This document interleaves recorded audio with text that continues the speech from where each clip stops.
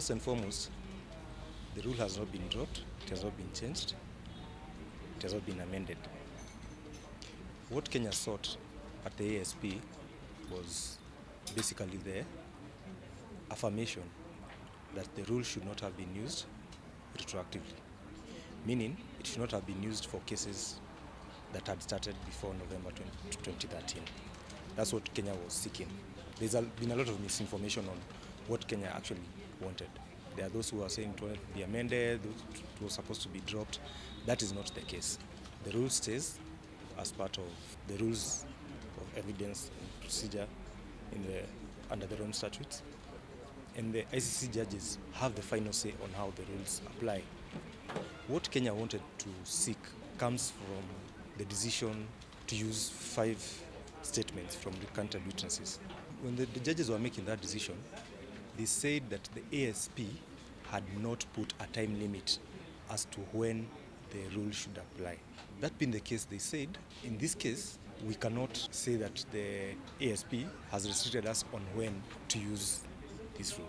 And so they said to the effect that the ASP can put such limits and has done so in other contexts.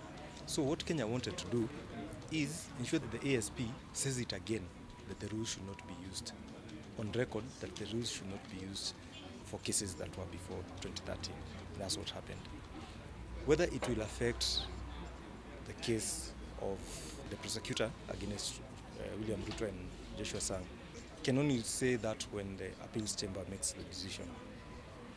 The appeals chamber will be guided by its own rules, the Rome Statutes, and probably what has happened at the ASP. And that is what Kenya is counting on. In essence, going back to the prosecutor has already said these 5 statements, recanted statements, are very critical for her case.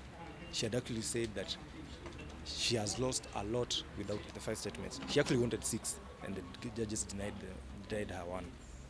And so that's basically that's where it stands. So you can't really say that this affects until we see what the appeal judges will have done.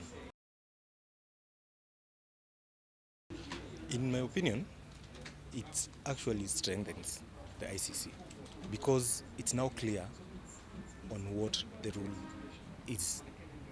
So whatever decision that the judges will be making, they'll be making on a more clear platform where we won't have another accused going to challenge the same thing in the appeals chamber like we are seeing. Because this issue has delayed the case since February. The prosecutor could have closed the case by March.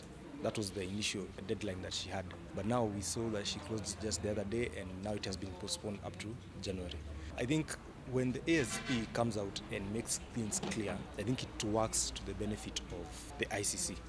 The court is able to function fast and more efficiently when there are clear rules on what exactly has been agreed on by the ASP. Remember, the ASP is more of a diplomatic and political forum where these decisions are made by consensus. So at the ASP, it's more about give me this, I give you that. And so unless these things are made clear and come in a clear way to the court, the affirmation of Rule 68 from yesterday's ASP, the court is able now to function more efficiently. The victims are not affected in any way because we'll know the fate of the victims in the ICC context when the ICC makes a decision on whether to acquit or to convict William Ruto and Joshua Sang. Because that's the only time, for instance, if they are convicted, the judges will then come back and make a decision on liberation. And that now is where now we can have compensation and all those other things. What my thinking is that we should be working towards ensuring that all the victims, the issues have been dealt with locally. Because the ICC may fail to the extent that the victims will never get justice. For instance, we had 650,000 people who are displaced from their homes. There are those who have been resettled, there are others who are still in camps. We have people who died. But at the ICC, we only have about 800 people who are recognized as victims by the ICC.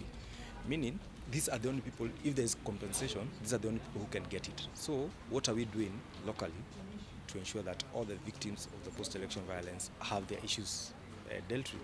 We should be asking ourselves, the investigations that have been started, on the various cases, because Ruto and Sang are being charged for having the highest responsibility, but there are those who actually went and touched the house. Have we gotten these people? Have this investigation bore any fruits?